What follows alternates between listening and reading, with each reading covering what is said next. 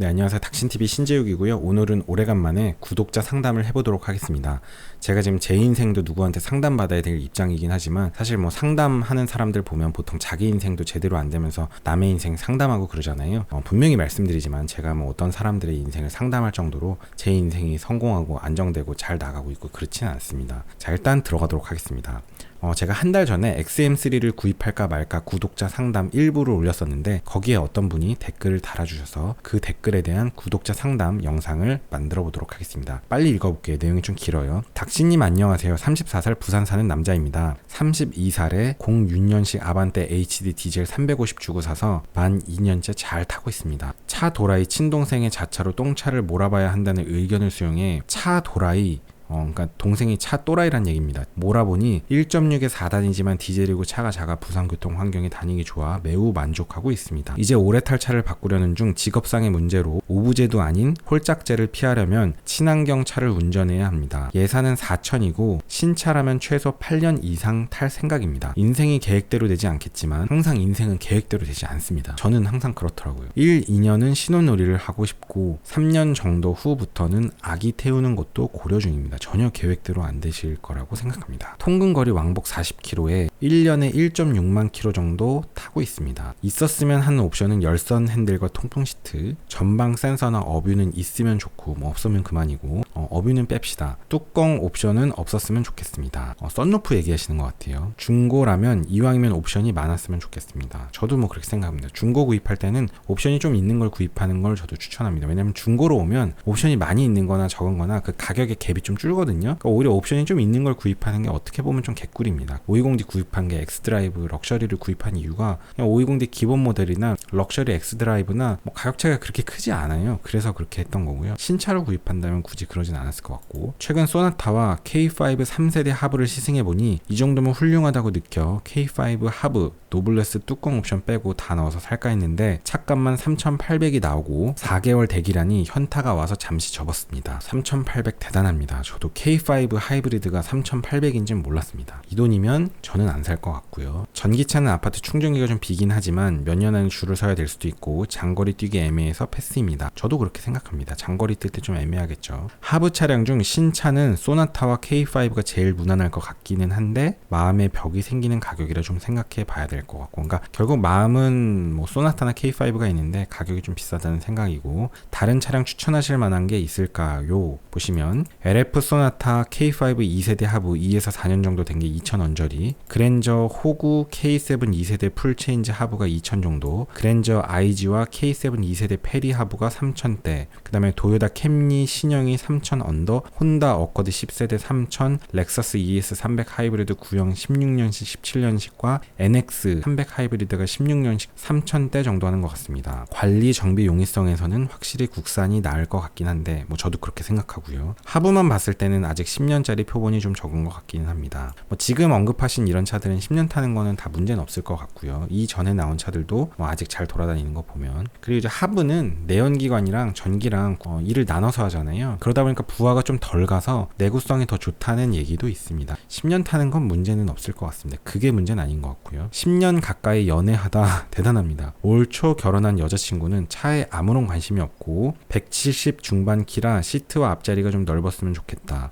플러스 내 맘대로입니다. 맘대로 해라입니다. 동생한테 받아올까 한 420D는 뒷자리가 좁아 또 바꿔야 될 것 같아 싫다고 했었네요. 전에 하부를 선택하지 않은 이유도 업로드 하셨고 별 관심이 없으신 것 같긴 하지만 중고차 물음표 문가로서 추천할 만한 선택지가 있으시면 조언 부탁드립니다. 자, 요거에 대한 답을 본인이 하셨습니다. 요 밑에 본인이 댓글을 다셨는데 오늘까지 주가 보고 마음을 정했습니다. LF 소나타 하부 올 K5 2세대 하부 3년 전후 감가 맞은 모델 키로수 적은 걸로 사야겠습니다. 남은 예산과 따로 있던 돈은 주식 분할 매수하는 걸로, 이렇게 답을 정하셨습니다. 자, 이제 상담 시작 들어가도록 하겠습니다. 일단 아반떼 HD 디젤을 350 주고 사서 2년째 잘 타셨다고 했는데요. 저도 되게 구입하고 싶은 차종 중에 하나입니다. 저도 엔카에서 항상 보는 것 중에 하나가 라세티 프리미어 디젤 2.0 수동을 항상 보고요. 결국 아반떼 H 디젤 수동도 뭐 비슷비슷한 차인데 이런 정도 크기의 디젤 수동 세단을 되게 좀 보유하고 싶은데 뭐 어쨌든 이거 350 주고 구입해서 2년 2년째 잘 타고 계신 거 보면 차에 그렇게 엄청나게 막 욕심이 있는 분은 아닌 것 같습니다. 그리고 이제 동생이 타던 420D도 굳이 받아올 생각이 없으신 거 보면 특별히 이런 차들에 대한 뭐 이렇게 관심이나 환상이 높은 것 같진 않고요. 이분한테 가장 중요한 거는 이제 홀짝제를 피해야 된다는 게 이제 제일 중요하고, 이런 분 같은 경우는 확실하게 하이브리드나 전기차로 가셔야 될 것 같고요. 전기차는 주행거리가 길어지면 좀 문제가 되고, 출퇴근을 할 때도 도착지랑 내 집의 출발지가 도어 투 도어 전기 충전기가 확실히 확보된다면 뭐 도전해볼 수도 있겠지만, 그런 조건이 항상 만족되지 않을 수가 있기 때문에 아직은 좀 불편감이 있을 거란 말이에요. 그래서 일단은 뭐 하이브리드를 생각하시는 것 같은데, 뭐 저도 그렇게 할 것 같습니다. 굉장히 놀랬던 거는요, K5 하브가 노블레스의 뚜껑 옵션, 그러니까 썬루프 빼고 넣을 거 다 넣어서 사면 가격이 3,800이고 4개월이나 대기해야 된다고 하는데,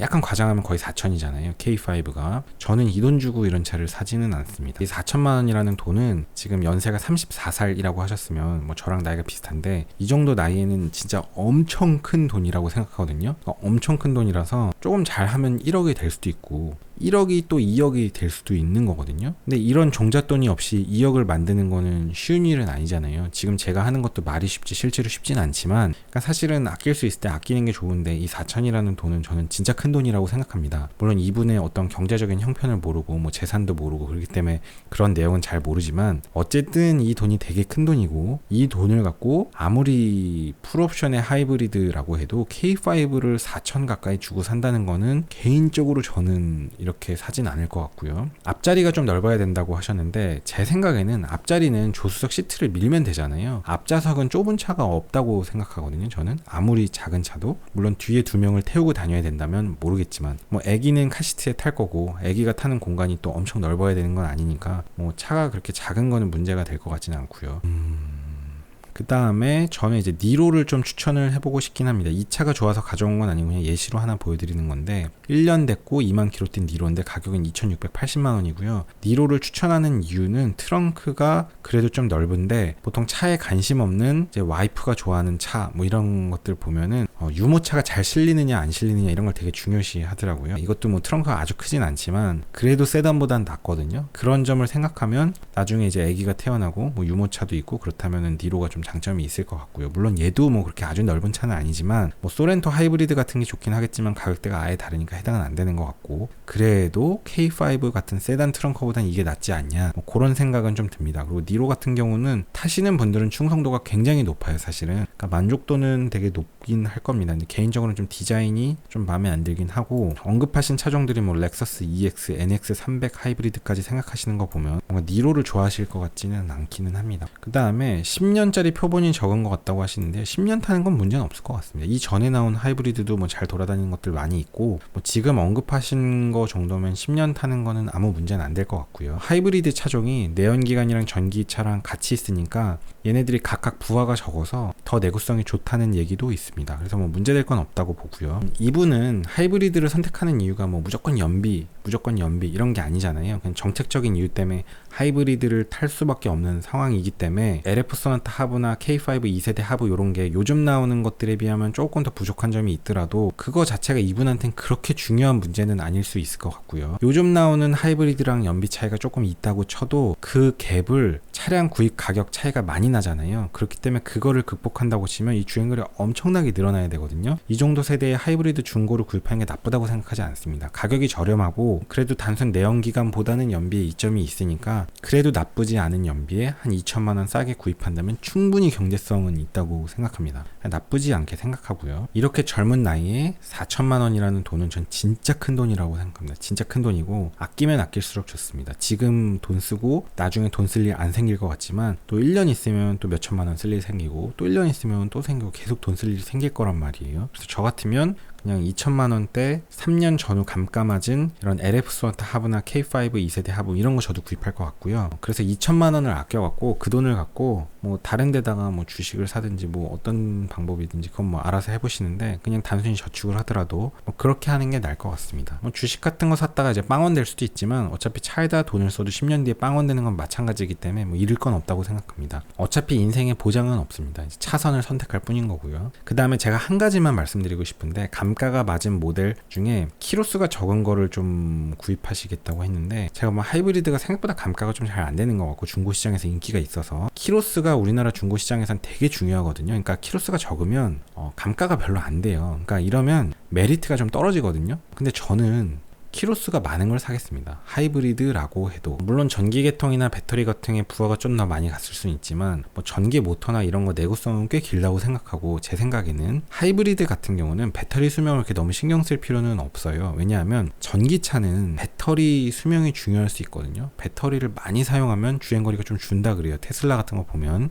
근데 하이브리드는 전기차가 아니에요. 그러니까 하이브리드는 기본적으로 전기로 움직이는 차가 아니고 내연기관으로 가되 버리는 에너지들을 회수해갖고 잠깐 버퍼 배터리에다 넣어놨다가 쓰겠다는 거기 때문에, 물론 주행거리가 늘어나면 배터리 수명만 놓고 보면 좀 줄 수 있거든요. 실제로 그게 줄었다고 해서 이 하이브리드 기작 자체에 특별히 제한이 걸리는 상황은 그렇게 많지 않을 거거든요. 왜냐면 하이브리드 배터리에는 항상 완충이 되는 게 목표는 아니거든요. 그냥 넣었다 뺐다 하는 거고, 충전을 무조건 많이 하는 게 좋지는 않아요. 하이브리드는 버리는 건 충전하지만 쓸데없이 충전하는 게 이득은 아니거든요. 그래서 주행거리가 좀 늘어났다고 해도 저는 그렇게 나쁠 것 같지는 않습니다. 근데 주행거리가 너무 작으면 중고로서의 메리트가 떨어지고, 주행거리가 있어야 중고로서의 메리트가 있으니까 저는 주행거리가 있는 걸 사겠습니다. 그거까지만 좀 코멘트 드리겠고요. 그리고 제가 뭐 하이브리드 관심 없다고 이렇게, 근데 저는 하이브리드를 싫어하지는 않습니다. 저는 제 주행 패턴이 고속도로 장거리 주행이 그동안 많았고, 그런 주행 패턴에서는 하이브리드 메커니즘이 진가가 발휘될 상황이 적기 때문에 내가 선택을 안 한다고 했던 거지, 사람에 따라서는 하이브리드가 이득인 상황이 있습니다. 시내 주행을 많이 하고 시내 주행의 주행거리가 정말 많다면 그럴 때는 하이브리드의 진가가 있죠. 제가 그런 상황이라면 뭐 생각해 볼 것 같습니다. 그렇다면. 근데 저는 뭐 그런 상황이 아니기 때문에 여러분들도 구독자 상담 좀 해보고 싶고 다른 전문가분들의 댓글 조언도 좀 들어보고 싶다 하시는 분들은 구독자 상담 올려주시면 친절하게 상담해 드리도록 하겠습니다. 오늘 영상 여기까지 하겠습니다. 긴 영상 봐주셔서 감사합니다. 수고하셨습니다.